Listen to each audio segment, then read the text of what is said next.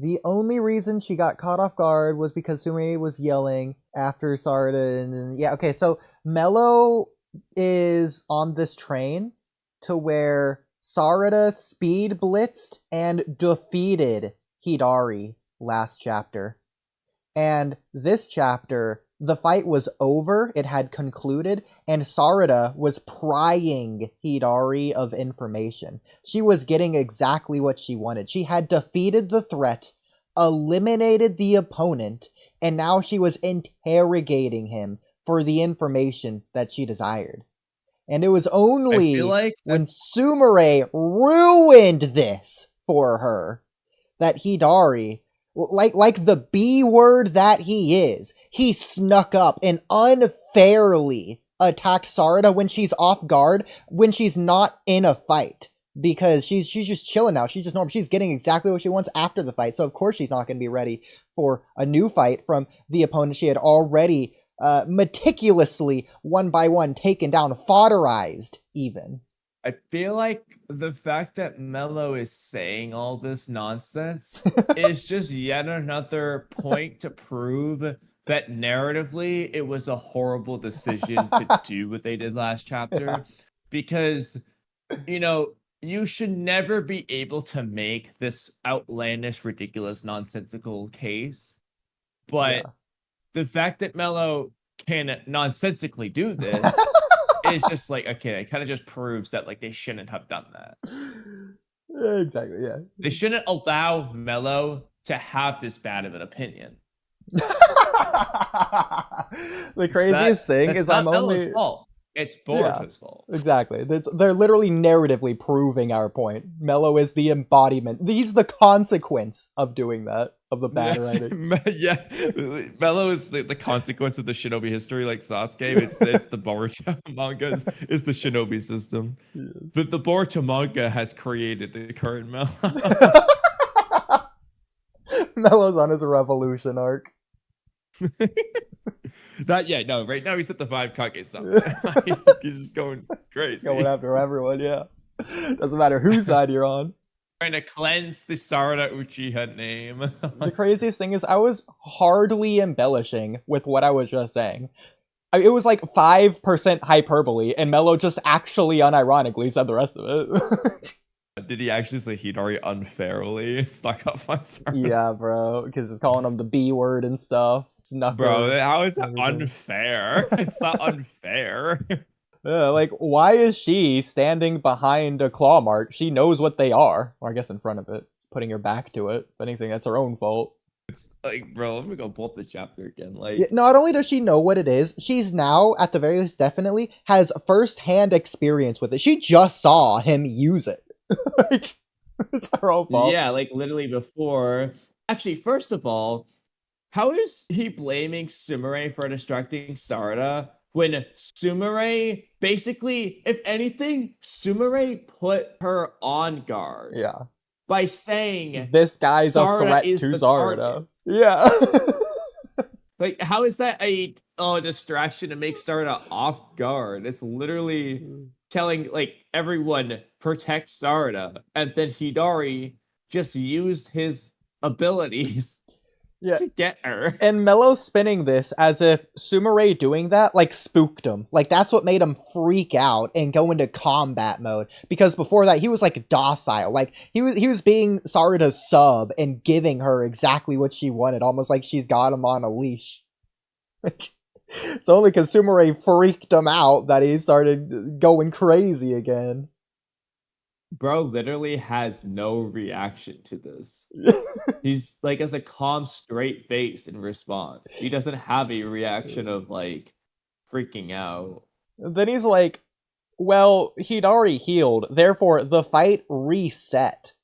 That's not how that works, because first of all, Hidari was using jutsu, so he's lower on chakra. Then he teleported, so he's lower on chakra.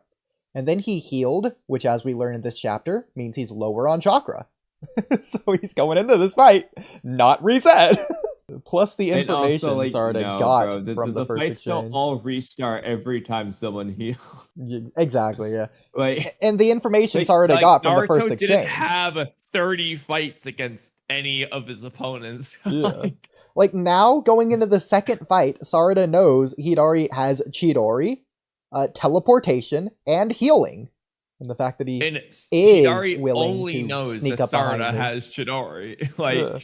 She literally has the intel advantage here. Yeah, like, she also now knows how he will move, just generally. Like, how he will do things. He will try and sneak up behind you given the opportunity.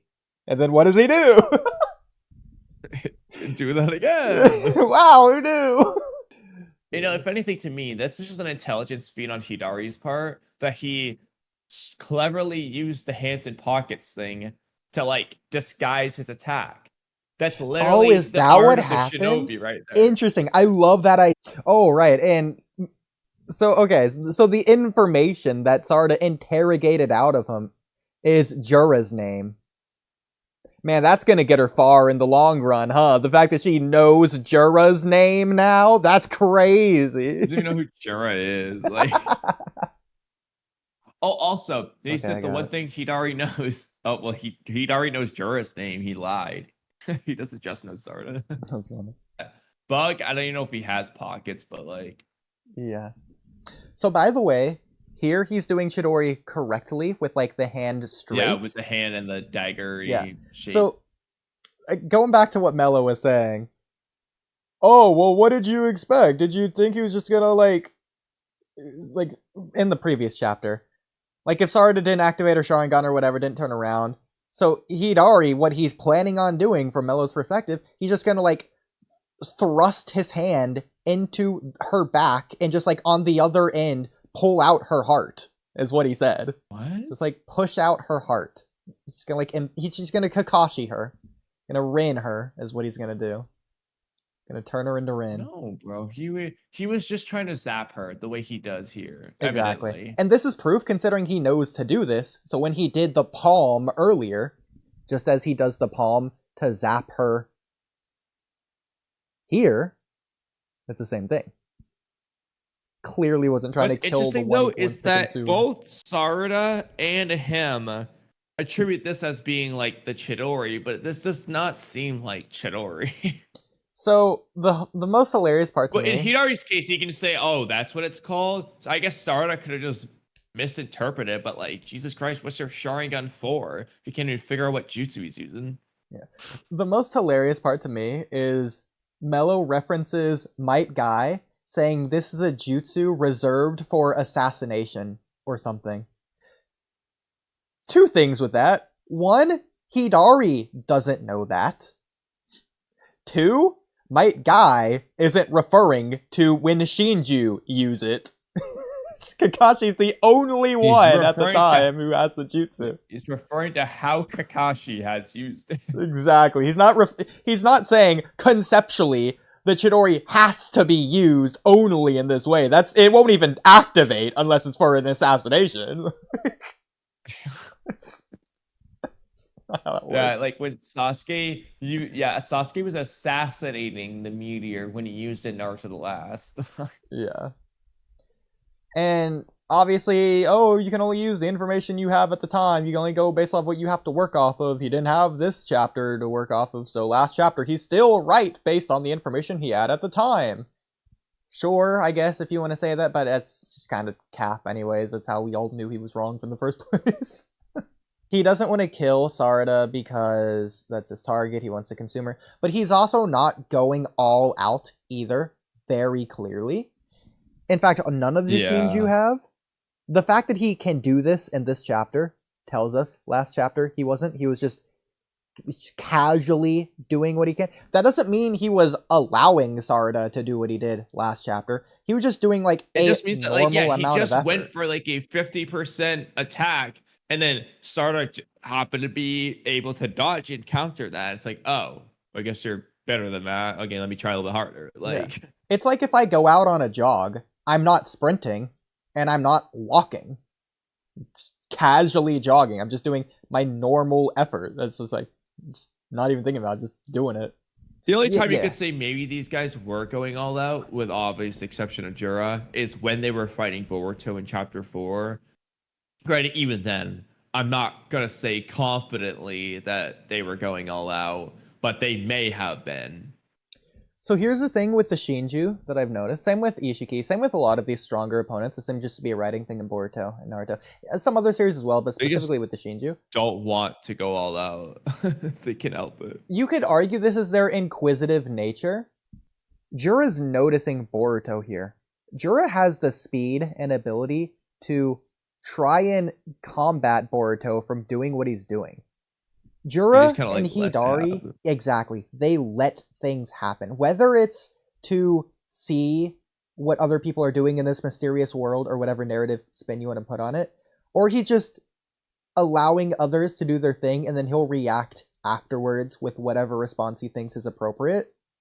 It's the same with Team Ino Shikacho. They didn't blitz him. It's not impressive. Yeah, exactly. He's just allowing them because he's not putting in any effort to stop it. So he doesn't really need to anyways. Yeah. In this case, though, this one really coincides with what we were saying about how he'll find any excuse to not devour his target. Because he he literally looks at Boruto beforehand. He could have just speed blitz dragged Himawari and like got her before he got there. I'm sure Jura's fast enough. But he let it happen. It's almost like an excuse, like, oh, whoops, he got her. Guess I'll have to like fight him first now, right? Like, I mean, Jura, you can just tell right here. He's not even looking at Boruto. His hands, after noticing Boruto, still in his pockets. If he wanted to care at all, he would just take his hands out. The fact that he hasn't even moved. Also, the fact that Jura just didn't suck Himawari up when she was on the ground. Like, before he did, I'm standing by what we said earlier, because before he did it, when it seemed like he had no more excuse, it was like, all right, like, I'm going to devour you. Like, Team Ino Shikacho, they're not fighting anymore. I've already beaten you all. I've run out of options, right? I don't have a curious thing to use as an excuse. But then, oh, Himawari's new power. Oh, let me play around with this. Oh, Boruto, you know what I'm saying? Yeah, exactly. In fact, going So I'm forward, liking that. I don't know if he's even going to go after Himawari anymore. He might just change his target back to Naruto. Not that he ever changed into Himawari, just he added a new target.